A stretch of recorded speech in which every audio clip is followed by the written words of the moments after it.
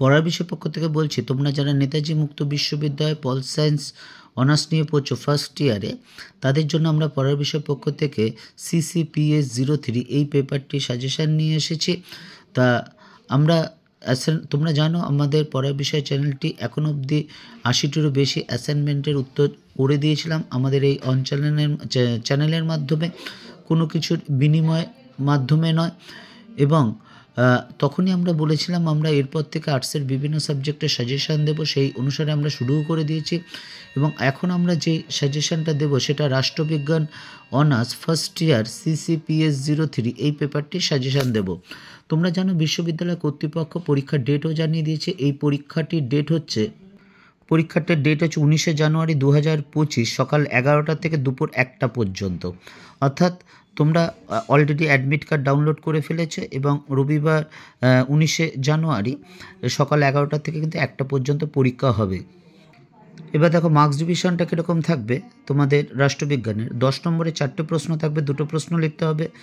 6 নম্বরে 10টা প্রশ্ন থাকবে, 5টা কোশ্চেন লিখতে হবে। অর্থাৎ টোটাল 50 নম্বরে পরীক্ষা হবে তোমাদের।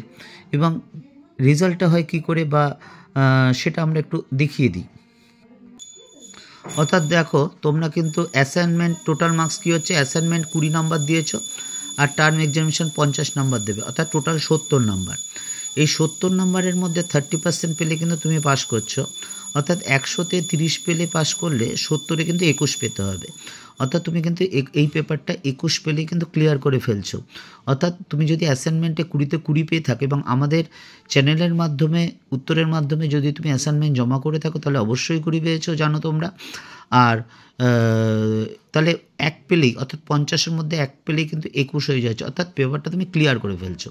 অর্থাৎ পাস করাটা খুব একটা সমস্যা না বা ব্যাপার না।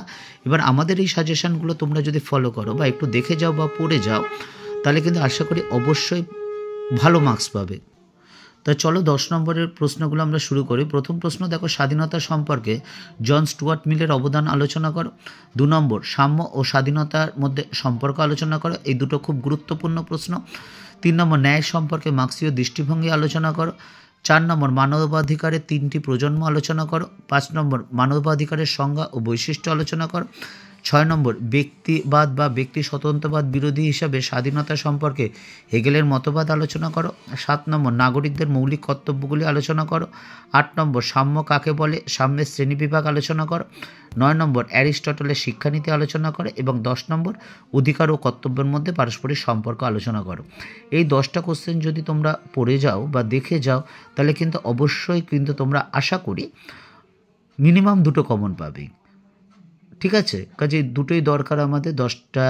10 নম্বরে 4টে থাকবে, 2টো লিখতে হবে। এই কোশ্চেনগুলো পড়লে কিন্তু আশা করি তোমরা অবশ্যই 2টো কমন পাবে। এবার দেখো 6 নম্বরে যে প্রশ্নগুলো আছে, ইতিবাচক ও নেতিবাচক স্বাধীনতা বলতে কী বোঝো। 2 নম্বর, রুশোর মতো প্রকৃতির রাজ্য কেমন ছিল তা লেখো। 3 নম্বর, অর্থনৈতিক সাম্য বলতে কী বোঝো। 4 নম্বর, শিক্ষা ও সাংস্কৃতিক সাম্য বলতে কী বোঝো। 5 নম্বর, টিকা লেখা আইন অমান্য আন্দোলন। 6 নম্বর, সাংস্কৃতিক আপেক্ষিকতাবাদ এবং বহু সংস্কৃতিবাদের মধ্যে পার্থক্য লেখো। 7 নম্বর, টিকা লেখো সহনশীলতা। 8 নম্বর, লকের অধিকার সম্পর্কিত মতবাদ আলোচনা করো। 9 নম্বর, পদ্ধতিগত বিচার তত্ত্বের সমালোচনা করো। 10 নম্বর, দোয়াবকিনের রিসোর্সের তত্ত্ব সম্পর্কে আলোচনা করো। এই 6 নম্বরে এই 10টা কোশ্চেন যদি তোমরা দেখে যাও আশা